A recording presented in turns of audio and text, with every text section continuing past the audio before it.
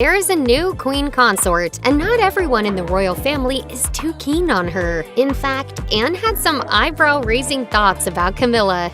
Keep watching to find out her true feelings. Kate Middleton sparkles during a state visit at Windsor Castle. The Princess of Wales is looking regal as ever. A king places a symbol of power on someone's shoulder, and the entire nation holds its breath. When does a ceremonial moment stop being tradition and start becoming a declaration of the future? King Charles stood before the Commonwealth, holding an insignia that once belonged to his mother, and in that single gesture, he didn't just honor Catherine, he changed everything. The question isn't whether Catherine is ready to lead, it's whether anyone can stop what's already begun. A shift is happening inside palace walls, quiet but undeniable. And one woman who once wore the crown beside Charles is now watching from the shadows as another takes her place. Stay with us as we uncover how Princess Anne confirmed what everyone suspected, how Camilla disappeared from the spotlight she fought so hard to claim, and why Catherine's rise might be the monarchy's only path forward. The moment that changed everything. There are ceremonies, and then there are declarations. What happened during that Commonwealth Day address wasn't just protocol, it was a message the world couldn't ignore. King Charles stood at the podium, his voice steady but weighted with meaning, as he announced Catherine would receive the Royal Family Order of Queen Elizabeth II. Not privately, not in some backroom ceremony, but live, in front of cameras broadcasting to millions across the globe. The order itself carries history. It's given to senior royal women who've proven their dedication through years of service. But nobody in recent memory had received it in such a public, almost theatrical way. Charles didn't just hand it over, he placed it on Catherine's shoulder himself, speaking words that felt less like tradition and more like prophecy. He talked about light continuing through the next generation, about duty being passed forward, about Catherine carrying the same quiet strength his mother had embodied for 70 years. Royal watchers noticed immediately that this wasn't standard procedure. The late Queen had worn that exact insignia during some of her most significant appearances. For Charles to give it to Catherine in that setting, with that language, sent a clear signal. This wasn't just about honoring past service, it was about naming the future. Constitutional experts started analyzing the moment before the ceremony even ended. One historian put it bluntly, Charles wasn't celebrating Catherine's work, he was publicly endorsing her as the moral successor to Elizabeth. Not in title, but in spirit, in trust, in the unspoken authority that matters more than any crown. Catherine stood there accepting the honor with her usual grace, but the room felt different. Senior royals watched carefully. Staff members exchanged glances, and somewhere in that gilded hall, Queen Camilla stood smiling for the cameras while understanding exactly what had just happened. The balance of power had shifted, not through force or scandal, but through one deliberate, irreversible gesture from the king himself. In the days that followed, Catherine wore the brooch and sash that Elizabeth had worn during her final Commonwealth appearance. She traveled to Kenya, the Caribbean, Australia, places where the late Queen had once planted seeds of diplomacy in her youth. But Catherine brought something new to those visits. Where Elizabeth maintained careful distance, Catherine offered warmth. Where tradition demanded formality, she brought genuine connection. Footage of her comforting a grieving woman in Nairobi went viral. Her speech in Sydney quoted Elizabeth directly, but added a modern edge. The responsibility to shape the future lies with us, she said, and people believed her. Behind the scenes, Prince William had reportedly pushed for this moment. He'd encouraged his father to publicly honor Catherine, arguing that her quiet strength spoke louder than any title could. Together, William and Catherine now coordinate much of the strategic direction for royal engagements. They're not waiting to inherit the throne. They're already acting like the people who will sit on it. And Princess Anne, the Queen's daughter known for her no-nonsense approach, was seen placing a reassuring hand on Catherine's arm after the ceremony. Sources say Anne told her, "Mother would have approved." That endorsement, coming from Anne, meant everything, yet not everyone was celebrating. While Catherine received global praise and support, one woman who'd fought for decades to secure her position beside Charles suddenly found herself standing in a very different kind of spotlight, the kind that reveals how quickly influence can disappear when the public chooses someone else. When the Queen Consort faded into silence. Camilla had worked hard to earn acceptance. From mistress to wife to Queen Consort, New King's darling wife has become the Queen Consort. her journey had been long, controversial, and seemingly triumphant. She stood beside Charles at his coronation, proudly wearing her royal honors, smiling for cameras, and shaping herself into a picture of duty and grace. But then came the Commonwealth ceremony, and suddenly, everything she'd built began to unravel. In the weeks following Catherine's very public endorsement, something strange happened. Camilla's schedule, once packed with appearances and patronage events, suddenly thinned out. Officially, the palace explained she was resting between engagements. But people who'd watched the royals for years recognized what rest really meant in palace language: retreat. While Catherine traveled internationally, meeting world leaders and representing Britain abroad, Camilla stayed home. No press tours, no interviews, no grand charity galas, just silence. The contrast became impossible to ignore when Catherine began leading events that traditionally belonged to the Queen Consort. A reception for Commonwealth representatives, usually Camilla's responsibility, happened without her. Catherine hosted it instead. Annual garden parties. Kate Middleton resumed hosting duties at Buckingham Palace yesterday, returning to the Royal Garden Party for the first time in 2 years. Longtime fixtures on Camilla's calendar were quietly reassigned. When reporters asked about the changes, palace spokespeople offered vague responses about private schedules and personal time. Nobody was fooled. Sources inside the palace painted a picture of growing tension between the two women. Publicly, everything remained polite. Smiles for cameras, appropriate courtesies maintained. But privately, the atmosphere had chilled. Staff noticed how Catherine and Camilla rarely appeared in the same room anymore. When they did, conversations stayed minimal, professional, distant.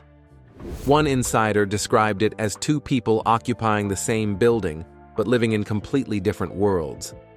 Camilla still held certain advantages. She maintained connections with old aristocratic circles, legacy donors, and historical royal charities, networks built over decades that Catherine hadn't yet fully accessed.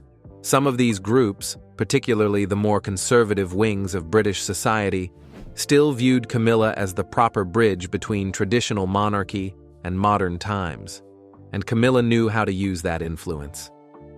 After the insignia ceremony, she reportedly reached out to several prominent royal patrons, suggesting that certain high-profile appearances should remain with senior reigning figures. Translation: not Catherine. But William was paying attention.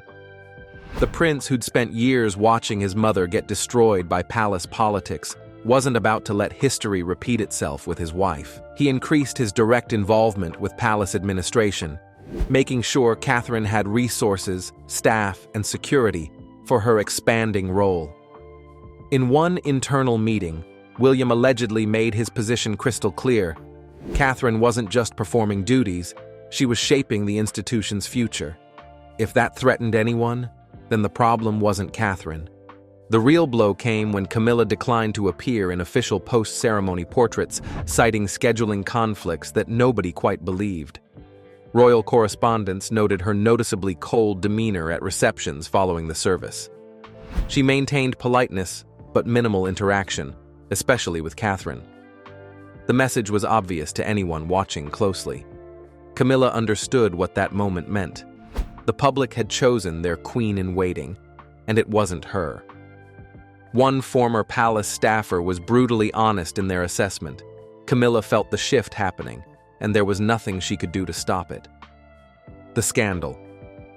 that almost destroyed everything. Just when Catherine seemed unstoppable, disaster struck from an unexpected direction. A document leaked to national newspapers claiming that over £400,000 of restricted heritage funds had been misused to cover Catherine's Commonwealth tour. The allegations were specific: private aircraft, luxury accommodations, extensive wardrobe expenses, all supposedly funded improperly during a national cost of living crisis. The public reaction came fast and harsh. Catherine, who'd built her reputation on humility and service, suddenly faced accusations of living like a celebrity, while ordinary Brits struggled with rising costs. Political commentators questioned her judgment. Anonymous members of Parliament called for financial transparency. Small protests appeared outside Parliament, symbolic but damaging: cardboard crowns soaked in red ink, signs demanding accountability. For the first time in years, Catherine's image took real damage. Behind palace walls, Catherine was devastated. She'd personally reviewed every funding request for that tour. Every expense had been pre-approved by palace finance officers. She'd followed protocol exactly. Yet somehow, she was being painted as reckless and entitled. Sources said she withdrew from a scheduled hospital opening, too distressed to appear publicly while the scandal raged. She stayed silent, offering no defense, no public statement, just disappearing from view while the accusations piled up. William didn't stay silent. He demanded an immediate internal audit and full investigation into the leak. In a rare break from royal restraint, he personally contacted government officials requesting forensic support. This wasn't just bad press. This was deliberate sabotage, and William knew it. Someone with inside access had leaked that document specifically to harm Catherine at the height of her rising influence. The investigation moved quickly. The leaked document was dated just weeks before it appeared in newspapers. Access was limited to a small circle of royal advisors and financial officers, all bound by confidentiality agreements. But digital forensics revealed something damning. The document had been edited. 3 critical approvals had been deliberately removed, creating the false appearance of improper spending. Someone had crafted this scandal with precision and malicious intent. The trail led to a junior aide named Creesa Langley, recently transferred from Queen Camilla's private office. Langley had no legitimate reason to access Catherine's budget proposals, yet her login credentials appeared repeatedly in the file history. She'd accessed the system late at night, printed the document, and deleted messages that couldn't be recovered.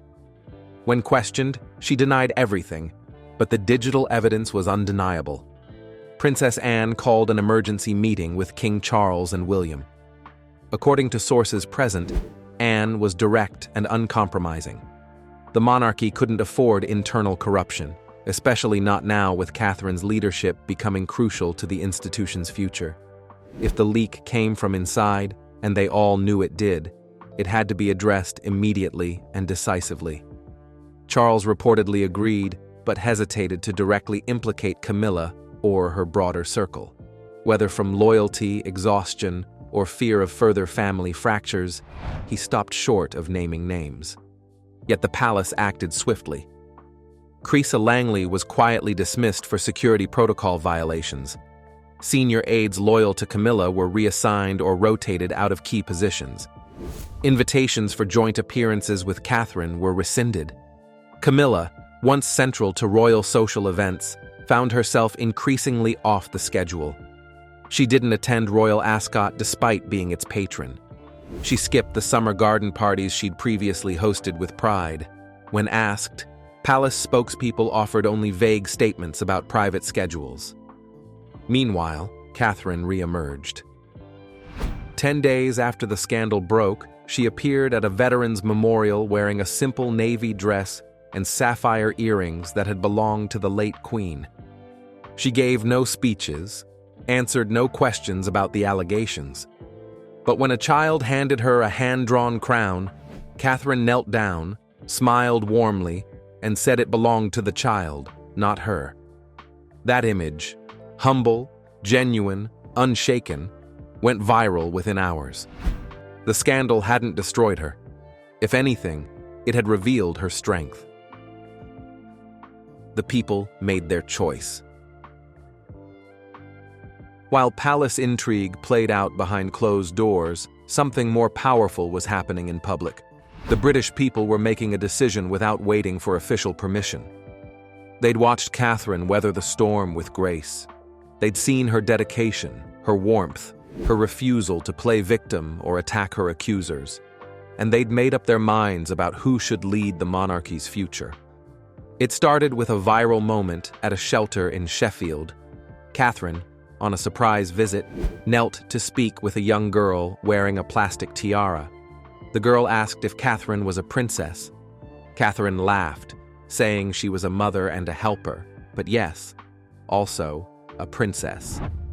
The girl looked at her seriously and whispered, "You look like a queen." Within hours, that clip flooded social media, made front-page news, and sparked a national conversation that palace officials couldn't control. 2 days later, a major poll asked a blunt question: should the crown pass directly to William and Catherine? 63% said yes. Among younger voters, the number jumped to 74%. Even traditional monarchists, people who'd normally insist on following proper succession, supported an accelerated transition. The driving force wasn't anti-Charles sentiment. It was overwhelming trust in Catherine. Commentators noted that she represented something rare in modern public life: credibility without controversy, strength without arrogance, duty without drama. Facing weeks of mounting pressure, King Charles made an unexpected public move. At an event honoring healthcare workers, he delivered prepared remarks, then set his notes aside. What he said next stunned everyone watching. He spoke about leadership not always wearing crowns, about legacy being shaped by those entrusted with the future. Then he gestured off stage, and Catherine appeared wearing a simple navy dress and one very specific piece of jewelry, the Queen's Lily of the Valley brooch, worn by Elizabeth during her coronation rehearsal. She wore it at the end of her coronation and for most state openings of Parliament since. Charles handed Catherine a ceremonial copy of the Commonwealth Charter. Not just a symbolic gesture, a transfer of responsibility. He said she didn't replace Elizabeth, she continued her work, carried it forward. The message was unmistakable. The future of the monarchy was standing on that stage, and her name was Catherine. Back at Clarence House, Camilla watched the broadcast alone except for a few close aides. Sources say she stared at the screen in silence for over a minute after it ended, then turned off the television and asked to be left alone. She hadn't been informed about Charles's plan to publicly hand Catherine that charter. Though she remained queen consort in title, everyone understood what had just happened. The moral center of the crown had shifted permanently, and Camilla was no longer part of its orbit. William moved quickly to solidify what people were calling the parallel transition. He appointed Catherine to represent Britain at major international summits, events that traditionally included the reigning monarch or queen consort. Climate negotiations in Oslo, Commonwealth leadership meetings in Nairobi, global childhood commissions in Toronto. Camilla, by contrast, was assigned 2 local engagements in Gloucester with small organizations. Palace aides insisted it wasn't a demotion, but nobody believed that spin. The contrast spoke louder than any official statement could. Princess Anne, in a rare television interview, addressed the changes directly. When asked if Catherine had become the de facto queen, Anne didn't hesitate. "If you ask the public," she said, "she already is." Anne praised Catherine's ability to stand under pressure without breaking, her inheritance of the one quality that mattered most: duty without performance or politics. Just quiet, stubborn dedication to service. Camilla's friends urged her to fight back, to re-engage with the public, to grant interviews and expand her patronages. But those efforts came too late. The queen consort now faced something more cutting than scandal or criticism: irrelevance. No ceremony marked her fading influence. No dramatic headlines announced her defeat. Just silence, empty schedules, and a growing distance between her and the family's beating heart. The reign of a monarch isn't measured only in years, but in transitions. And King Charles, still seated on the throne, had made his choice. Not in formal proclamations or legal documents, but in the moments he stepped aside. At a private event marking the anniversary of Elizabeth's passing, Charles spoke to close family and senior staff. Witnesses recall his words clearly. He said the family must carry forward his mother's vision, not just as royals, but as people. Then he turned to William and Catherine and told them something remarkable. "You don't need my permission anymore. You have the people's." That statement wasn't abdication. It was acknowledgement of reality. Catherine had won something no crown could grant: the nation's trust, their hope, their belief in the future. While Camilla quietly withdrew to her personal residence, avoiding public scrutiny and declining major engagements, Charles issued a royal charter naming Catherine patron of the Queen Elizabeth Foundation for Commonwealth leadership. The charter referred to her as the royal future of the Crown's global mission. The press called it an unofficial coronation, and they weren't wrong. At a children's hospital in Manchester, William visited with his eldest son, Prince George. When a young patient asked if William would be king soon, he smiled and replied, "One day, but right now I'm learning from the best." He wasn't talking about his father. He was talking about Catherine. Princess Anne, at a private military ceremony, gave her own closing statement on the matter. She said tradition must eventually bow not to fashion, but to substance. And she saw that substance now, not in names or tiaras, but in how one woman held a nation's gaze without ever asking for applause. In the end, there was no dramatic ceremony, no formal farewell, no abdication announcement. There was only the quiet, undeniable rise of trust. Charles remains king, but William and Catherine are no longer waiting in the wings, they're already leading. And Catherine, once criticized as too quiet, too careful, too ordinary, now stands at the center of the modern monarchy. Elegant, steady, and deeply loved.